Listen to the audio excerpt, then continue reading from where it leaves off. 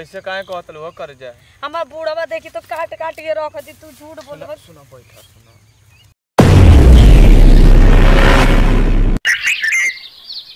हां जाने और बॉस घूमत न नहीं हां ठीक हो ना करे रखत ना ठीक बा काट दी कोई बात जा तनी ना तो बूढ़वा कही ना कहां पिया हां तनी चली हम धान गूंज के देखी ना तो लगी चिल्लाए बूढ़वा कटवा में उठे बताओ अभी तनी मिलल अभी मल सिवान घूमे के बा हमरा ई बाल तो फोन करके एकदम परेशान कर रहतली कहाँ बाल और का करतल चलो तनी अब फोन नहीं उन्हीं मांगब ओकर बाद उन्हीं चल जी घरे से कि अब दूसरा टाइम हो गई चले द ई बाप हो बाप पतोया के कहनी कि अरे जल्दी आइए घरवा से रे तो सुनबे ना कैला ज्यादा कोनो बात ना आई ना तिले बटोरी तोहर जवानी ऐसी मालिक ए मालिक बड़ा ओ चिखदुआ के लेके आवे हाँ हाँ बड़ा बोर हो गिले रे हाँ क्या करी हमन देखिए मम्मी ले ये जब मैं कुछ हल्का हो जाई मालिक बैठो ना सेवा कर दही अरे जाए इधर का सेवा करबे तोहनी के अब लइका अब जवान हो गए तोहनी के पप्पा ऊपर है तो ओकरी सेवा करत रह जाऊ जमाना धीरे बदल गई का करबो हो मालिक में तो के आशीर्वाद दे दे हैं तो के बुढ़ौती में आशीर्वाद दे दे ऐसा आशीर्वाद द कि ताकि हमरो घर दुआर बस जा तू घबरो जा मेहनत कर स ठीक है हां आ तोहनी के को भाई हो सा तीन भाई हो सा दू के भैया कहां रहे सा ओ एक जना कंपनी में रहे ना अरे तो अब कंपनियों में बाला से खाए के दुख नहीं खे ना आराम से धीरे धीरे बड़ बिया हो गई के कर तो भैया के हाँ बड़का जना कहल ओइसे ना कंपनी बनाओ हां अब मझिलका जना गोबर का छे ना हां तो जाय काम भोइस भोइस एगो तभी है भोई ते एगो गोबर का छला ना ही दूसरा के हां कैसे मालिक खर्चा पानी हमनी चलता तो हम नहीं जानता नहीं हां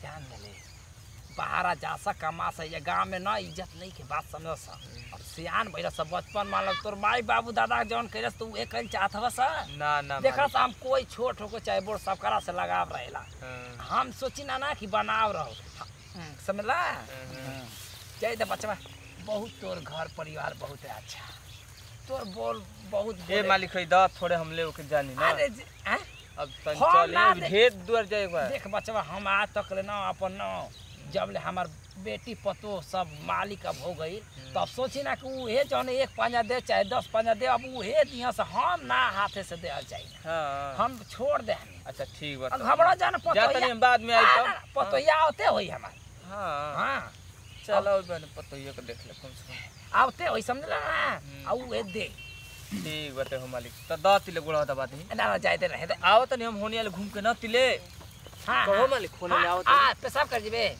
ठीक बा जो कथी बाबूजी करे पतैया पंजिया लेनी का हां पंजिया लेनी रे काहे बैठल बनी अरे बब था गई नहीं ना पतवा तो अरे की ताकत है तू तो कुछ ना कुछ कर तू हां ई के जी मुंह ढकता काहे मुंहवा ढकत रे क्या करी मालिक ना हम आप लोग बड़ आदमी होई जा हम आपके पतो के देखब चेहरा बताई तो अरे कोनो बात ना देख बचवा ई कुल बात नहीं के आखिर पतो हमार या कुछ कौन देख सक हैं ना हो मालिक हम काहे के आपके सामने आपके पतो के देखी हमके देवा दी हम थोड़े से लेके चल जाई बाबूजी रवा जाई और ये कब कर देबो लाइन गुरी उरी हम हां ठीक है कनी हां एकरा के ना उठा के थोड़ी सी दे दे अब जौन दे दिया एकर घर परिवार बहुत अच्छा है जा दी ठीक है अपने घर में 12 सैनिक ठीक है हां ठीक है ले ओकर बाद आवत नहीं गुरी उरी लेके जय द मालिक ना चाहिए अरे बचा ले ले इंजली मुंह दिखाई जी हम मुंह ना दिखाई जा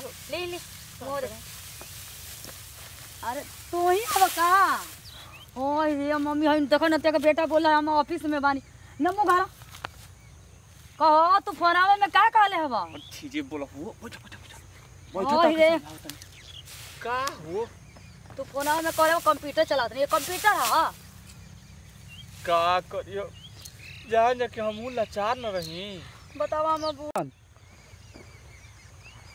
बूढ़ावा एक्शन बतावो हो ये बूढ़ावा ने सुनो देखो हम का जानते रही कि तू इनकरे पतो हो समझ लू बताओ तू झूठ बोल के हमके बाजारी में नंबर ले गईला कि हम बढ़िया घर के राजा महाराजा करके हमारे इतना खेत बा। एक कर जा सुनो तोहार हमारा बाजार में भेंट भई रहे। हाँ बाजारे में देखनी हम तार दीवाना हो गनी। अब जाए दो तो तू तो हमसे प्यार करबे ना करलू हम तो ऐसे करबे करना। ना ये दादा हम प्यार ना करी ना तू झूठ बोल के हमके फसौले वाला। ऐसे काहे कहत लो कर जा। हमार बूढ़वा देखी तो काट काट के रख दी तू झूठ बोल। सुनो बैठा सुनो देखो ना एक महीना बाद मिलल बा। 1 महीना बाद का करी हम जान गरीब घर से नहीं तो झूठ काहे के इहे बोलला। धान उन मांग उन के गोड़ हाथ दबा के अपन गुजारा कर लेन जा। झूठ काहे के बोलला कि हम राजा महाराजा घर के हनी। ऐसे तारा से हम प्यार हो गइल। हां तो प्यार में आदमी अंधा हो जाना तो कुछ बोल देना समझ लो। प्यार में ना झूठ सच ना देखा जाए सब जायज है। नहीं हम नहीं करेंगे। ना करबू नहीं करेंगे। सच्ची में कह दो कि ना करम। ना हम करबे ना करम। देख लिया आज के बाद तक अपन चेहरा न दिखाई। जा मत दिखाइए। बताओ हो झूठ सच के बोल के हमके परेशान। देखो ई बताव हां कि तोहरे चलते हम कितना लड़की वाला न हम बियाह न कइनी। हां काहे तोहरे चलते ना हो करे जा। हमारा चलते हम तो के अपन नाम मेहरारू मान लेने समझ लू। अच्छा ई बताव तू हम गरीब घर से बानी तो का हमर दिल नहीं कि हम प्यार ना कर सकी ना। काहे ना तू ही बताओ कि तू हमारे धन दौलत से प्यार कर लू कि हमसे ई पहले बताओ। नहीं हम धन दौलत से नहीं आपसे करेंगे। तो तू खुद सोच चाहे तो हम तो से झूठ बोलनी हम तो पावे खातिर ना झूठ बोलनी। हां हैं ई रहला कि तो खोए खातिर झूठ बोलनी।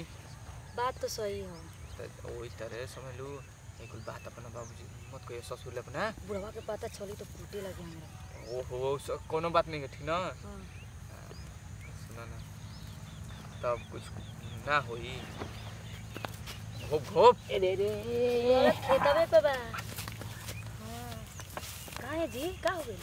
का भइले आ मालिक ले लेनी हम जाता नहीं। हां हां ले जो ए पता हां जी बाबूजी कोनी ही है बड़ा अंगिया बा केकरा करके जी। हां केकरा करके मालिक जाता नहीं। बिटुआ मालिक जाता नहीं बाय। हां जो बच्चा जा मालिक लव यू। हां बड़ा खुश तो लागत हां का बड़ा खुश लागत है। तू जी हां हां वो खुश लागत है। ज्यादा दे देना नहीं खाना। हां ज्यादा कोई के दे दे कनी भोजबा बिटुआ घर। हां ओकर चली बड़का भैया के ना हां शादी है। तो अच्छा चली ना लेकिन तिलक का बारे आपके जानकारी ना भुला गए तिलक है आज। रहो बुढ़ापे में भुला जा तनी जल्दी आई अरे खेत ओकर बाबू भेटा ना कहना कि अरे हाँ। कहाँ जात हुआ यार या हम करे तो याद बार हम करे कैसा नहीं याद हम भुला गए नहीं अब का करबी ये पूरा में अंतर पड़ गया ना हाँ। यही से कनी चल बोटो चली बोटरी कनी हां गुड़िया ना मिल गुड़िया जना 5-6 गो बाटे हाँ, हाँ। चल तक ओकरा के हो जा भेंक लेल बने चली कर दे तनी जल्दी चली घरे चली।